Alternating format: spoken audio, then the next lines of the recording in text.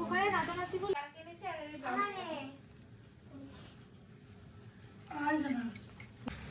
বের করে দিতে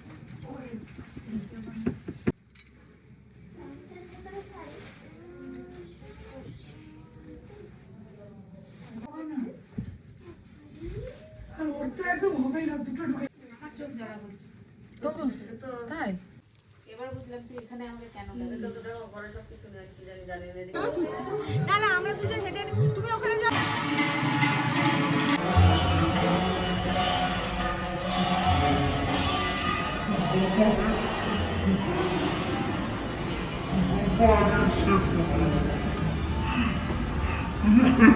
পৌঁছাতে পারবি আরে আপনাকে গিয়ে করছি আমার সাথে গিয়ে